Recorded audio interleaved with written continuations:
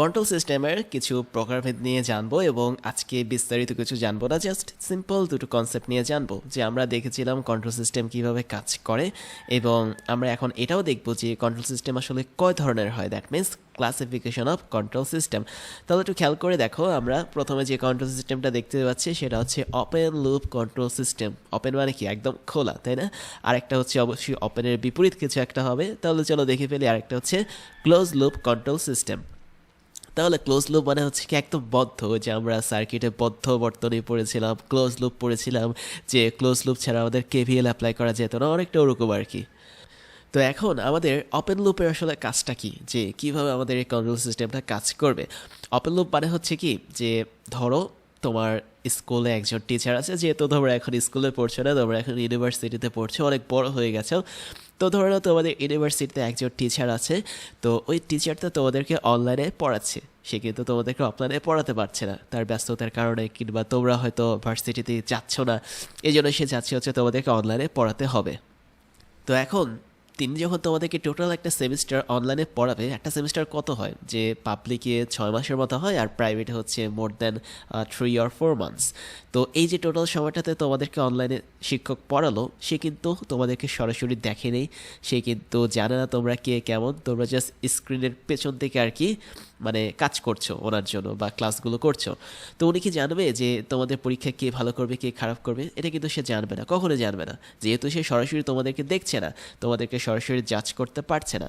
তাহলে open loop control system হচ্ছে এরকম, যেখানে টিচার হচ্ছে তোমাদেরকে শিক্ষা দিচ্ছে বা টিচ দিচ্ছে, এই শিক্ষা দেওয়াটা হচ্ছে ইনপুট, এবং তোমরা পরীক্ষার খাতায় কতটুকু ভালো রেজাল্ট করবে বা খারাপ রেজাল্ট করবে সেটা হচ্ছে আমাদের আউটপুট। মাঝখান থেকে কন্ট্রোল সিস্টেমটা আসলে কে, তোমরা হয়তো মনে করতে পারো টিচার যেহেতু পড়াচ্ছে তাই টিচারটাই হচ্ছে কন্ট্রোল সিস্টেম, আসলে বেসিক্যালি তা না। আমি বলেছিলাম কন্ট্রোল সিস্টেম হচ্ছে অনেকগুলো কম্পোনেন্ট থাকতে হবে। তাহলে টিচারের পড়াটা হচ্ছে একটা কম্পোনেন্ট, তোমরা পড়াটা কি নিচ্ছ একটা ওয়েবসাইটের মাধ্যমে, যেমন লাইভে নিতে পারো অথবা জুম বা গুগল মিটসের মাধ্যমে নিচ্ছ, এটা একটা প্ল্যাটফর্ম, তাহলে এটা একটা কন্ট্রোল সিস্টেমের ব্লক। এবং তোমরা নিজেরা বাসায় পড়ছো, এটা হচ্ছে আরেকটা কন্ট্রোল সিস্টেমের ব্লক। তাহলে টোটাল কন্ট্রোল সিস্টেম এখানে কাজ করছে কি, তোমরা পড়ছো, টিচার তোমাদেরকে পড়াচ্ছে, এবং এই পড়া সিস্টেমটা, দ্যাট মিনস গুগল মিটস বা জুমের মাধ্যমে যে তোমরা ক্লাসটা করছো, এই ক্লাসের টোটাল সিস্টেম, তো এই সবগুলো মিলে আসলে কন্ট্রোল সিস্টেমটা তৈরি। তাহলে আমি বলতে পারি যে আমরা ওপেন লুপ কন্ট্রোল সিস্টেম বলতে এমন কিছু কন্ট্রোল সিস্টেমকে বুঝবো যার আউটপুট সম্পর্কে ইনপুট জানে না, বা আমি যে ইনপুটটা দিলাম একটা ডিভাইসে, এটার আউটপুট কী আসবে সেই আউটপুটটা আসলে ইনপুটের উপর ওভাবে নির্ভরও করছে না। দ্যাট মিনস টিচার যখন তোমাদেরকে পড়াচ্ছিল, সে কিন্তু জানো না তোমরা আসলে কি করবে, তাই না? তোমরা ভালো করবে নাকি খারাপ করবে। তাহলে একটা ইনপুট যখন কোনো সিস্টেমে দেওয়া হয়, সেই সিস্টেমটার আউটপুট সম্পর্কে ঠিকমতো যখন জানা যায় না, বা যে সিস্টেমটার আউটপুটটাকে আমরা কাজে লাগিয়ে ইনপুটটাকে কন্ট্রোল করতে পারি না, সেটাই হচ্ছে কি open loop control system.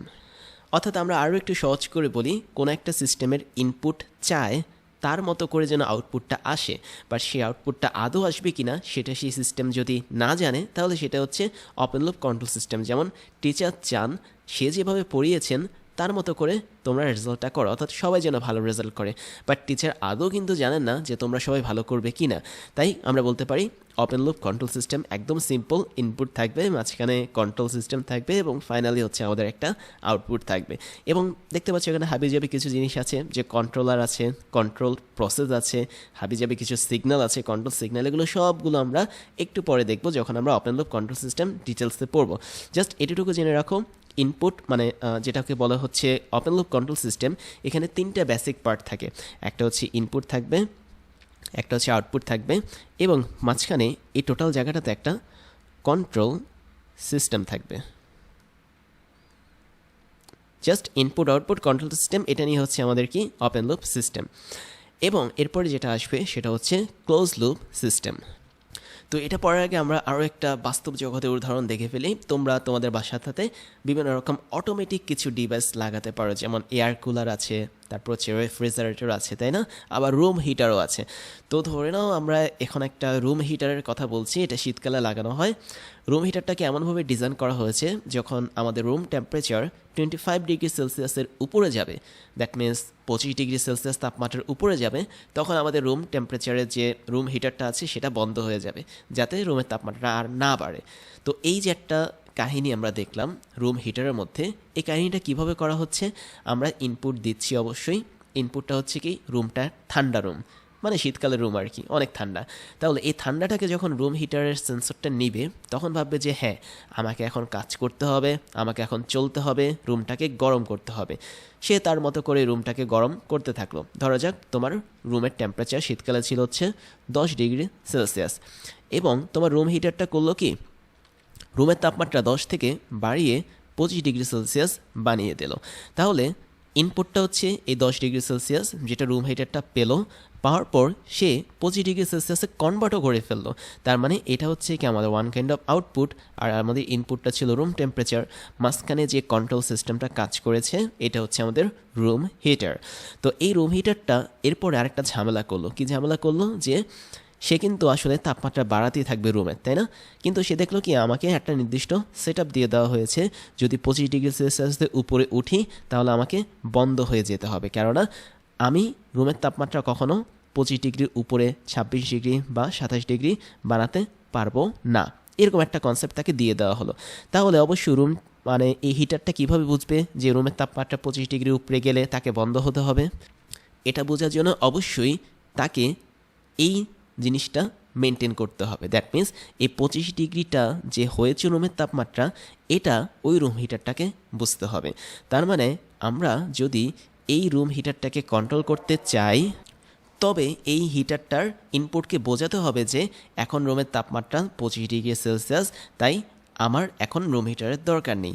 That means আমি এই যে আউটপুটের 25 ডিগ্রি, এটা আমি ইনপুটের কাছে নিয়ে ইনপুটকে বলবো যে এখন রুমের তাপমাত্রা তো 25 ডিগ্রি হয়ে গেছে, তো এর চেয়ে বেশি আর বাড়ানোর দরকার নাই, তাই ইনপুট তুমি এখন অফ থাকো বা তুমি এখন বন্ধ থাকো।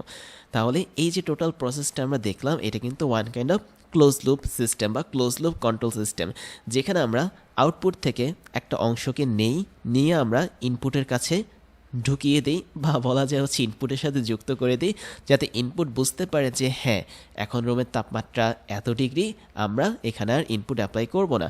এখন তুমি যদি এটাকে ওপেন লুপ হিসেবে ধরো, তাহলে কি হতো যে আমরা ইনপুট দিয়ে যেতাম, দ্যাট মিন্স আমাদের এই হিটারটা মনে করেই যেত যে আমাদের রুমের তাপমাত্রাটা বাড়াতে হবে, তাই সে কন্টিনিউয়াসলি তাপমাত্রাটা তখন বাড়াতে থাকতো 26, 27, 28 ডিগ্রি করে।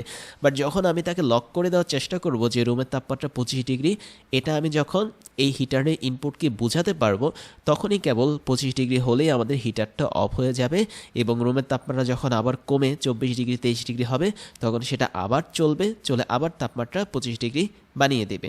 তাহলে এই টোটাল প্রসেসটা হচ্ছে কি ক্লোজ লুপ সিস্টেম, যেখানে আমরা এনশিওর করতে পারি যে আউটপুটটা একটা স্পেসিফিক লেভেলে ফিক্সড হয়ে থাকবে।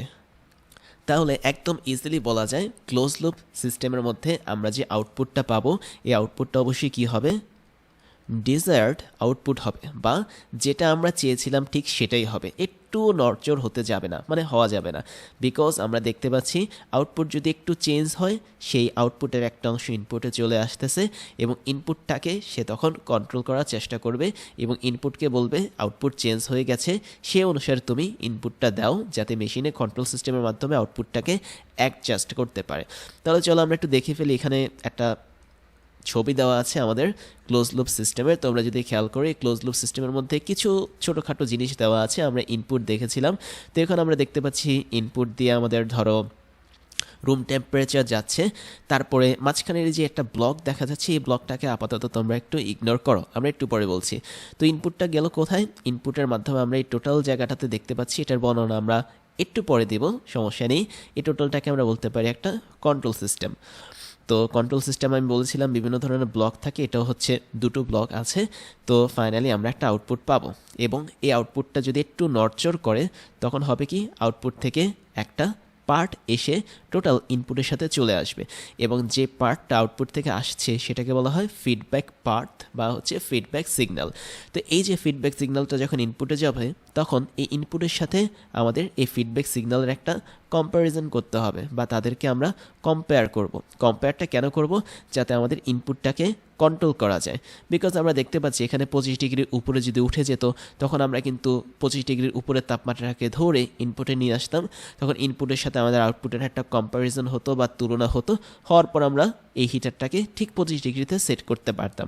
ঠিক এখানেও সেম, আমরা যে ব্লকটা দেখছি এটা হচ্ছে আমাদের সেই মিক্সচার ব্লক। দ্যাট মিনস এখানে আমাদের ইনপুটের সাথে আউটপুট সিগন্যালের একটা মিক্সচার ঘটানো হয় এবং এই মিক্সচারের ফলে আমাদের ইনপুটটা ঠিক হয়ে যায় এবং সে হচ্ছে প্রপার ইনপুট দেয় আউটপুট অনুসারে এবং এক্ষেত্রে আউটপুটের মোস্ট অফ দ্য কেসে কোনো চেঞ্জ হয় না। তাহলে এখানে চেঞ্জ হয় না, নট চেঞ্জ। তো এই টোটাল সিস্টেমটা বেসিক্যালি ক্লোজ লুপ কন্ট্রোল সিস্টেমে কাজ করে। তাহলে আমরা দেখলাম যে ওপেন লুপ কন্ট্রোল সিস্টেমে আমাদের আউটপুটটা আসলে স্টেবল না, আউটপুটটা মাঝে মাঝে ডিজার্ট হয় না এবং আউটপুটটা সাধারণত আউটপুটের মধ্যে আনসার্টেনটি থাকে বা অনিশ্চয়তা থাকে। বাট ক্লোজ লুপ কন্ট্রোল সিস্টেমের আউটপুটে মোটামুটি নিশ্চয়তা থাকে, যেহেতু আউটপুটের একটা অংশ ফিডব্যাকের মাধ্যমে আমাদের ইনপুটে চলে আসে। তো এই টোটাল বিষয়টাই হচ্ছে আমাদের ওপেন লুপ এবং ক্লোজ লুপ কন্ট্রোল সিস্টেমের, এবং এক্ষেত্রে এদের বর্ণনাটা আমরা পরবর্তীতে দেখে নিব। ততক্ষণ পর্যন্ত আপনারা সবাই ভালো থাকবেন। এবার ক্রাশ ইঞ্জিনিয়ারিংয়ের পক্ষ থেকে দারুণ কিছু সারপ্রাইজ থাকছে তোমাদের জন্য, যার প্রথমটা হচ্ছে বেস্ট রিসোর্সেস। আমাদের ক্লাসগুলো তৈরি করা হয় বিশ্বের টপ কোয়ালিটির সিলেবাস এবং টপ লেভেলের বইগুলো ফলো করে, যেগুলো তোমার ইউনিভার্সিটি লাইফের পড়ালেখাকে নিয়ে যাবে এক্সট্রা লেভেলে। সেই সাথে ক্লাসগুলোতে থাকছে আমাদের অফিসিয়াল বইগুলো থেকে হাজারটা ক্রাশ চ্যালেঞ্জ সলভিং, যা তোমার চিন্তা শক্তিকে নিয়ে যাবে অ্যাডভান্স লেভেলে। তারপর থাকছে তোমাদের জন্য পেইড কোর্সের সুযোগ, যেখানে তোমরা যে কোনো সময় কিনে নিতে পারো আমাদের বিভিন্ন সাবজেক্টের উপর তৈরি করা জেনুইন কোর্সগুলো, যা তোমাদের জব প্রিপারেশন, মাস্টার্স অ্যাডমিশন প্রিপারেশনে কাজে লাগবে সব সময়। এরপর তোমরা জয়েন করতে পারো আমাদের স্টুডেন্ট কমিউনিটিতে, যেখানে তোমাদের মতো আরও অনেক ইঞ্জিনিয়ারিং স্টুডেন্ট বিভিন্ন ডাউট সলভিং, প্রবলেম সলভিং নিয়ে আলোচনা করে যাচ্ছে প্রতিনিয়ত। আমাদের ফেসবুক পেজের লিঙ্ক হচ্ছে facebook.com/crashengineerings এবং ফেসবুক গ্রুপের লিঙ্ক হচ্ছে facebook.com/groups/crashengineering।